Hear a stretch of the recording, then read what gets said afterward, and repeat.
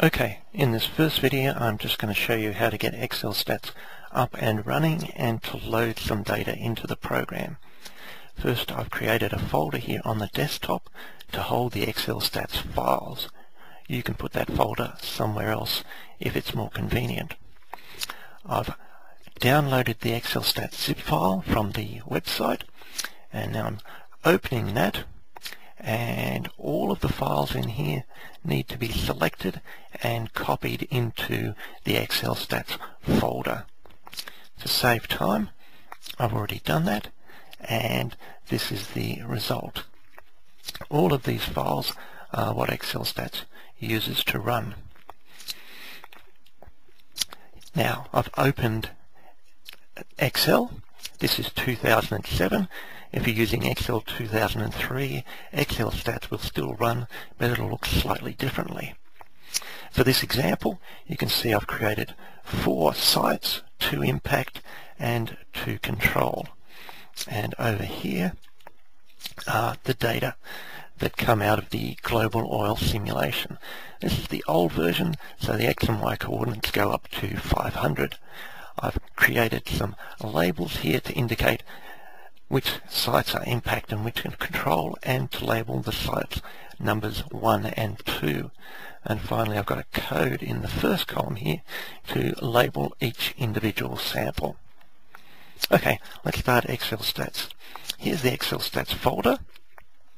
If you're running Excel 2003, then you need to start this file, xlstats.xls.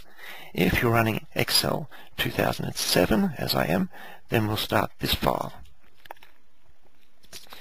I'll need to enable the macros in order for this to run, and now you see I've got an XLSTATS ribbon up here. On Excel 2003, you'll just see a new menu option. Okay, now loading the data into XLSTATS is easy. I just select the data I want to use. So I'll take all of these samples and over to species number 5, and then from up here on the ribbon or the menu bar I select the analysis I want to use. In this case I'll start with 2num, which is for analysis of 2 numerical variables. So I just click that.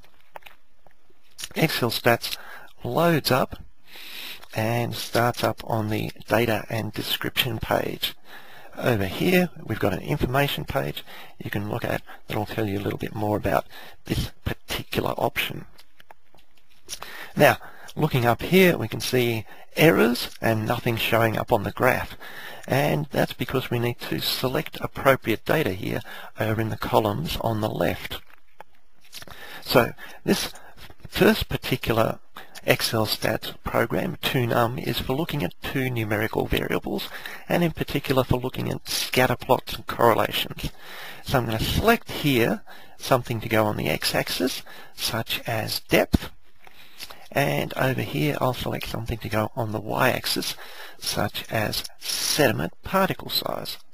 And now I've got a nice little scatter plot that shows how sediment particle size changes with increasing depth. Over on the correlation and regression page I get a nice line fitted to that, the equation of the line, and up here a test for the null hypothesis about correlations. Now the default is not particularly useful. What we want is this option here, which tests the null hypothesis that there is no correlation between these 2 variables.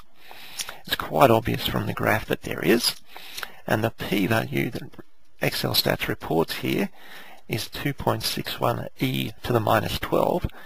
The minus 12 means we move the decimal place 12 places to the left, so this p-value is 0.110261. That is much less than 0.05, so we can reject the null hypothesis that there's no correlation. In many cases, that will be evident from the graph. Okay. Back here, to look at other variables, it's simply a matter of changing what's selected. So here, I'll look at how number of species varies with depth, and there doesn't appear to be much relationship there. Okay, that's the end of this short little demonstration. Other demonstrations will look at 1- and 2-factor analyses of variance.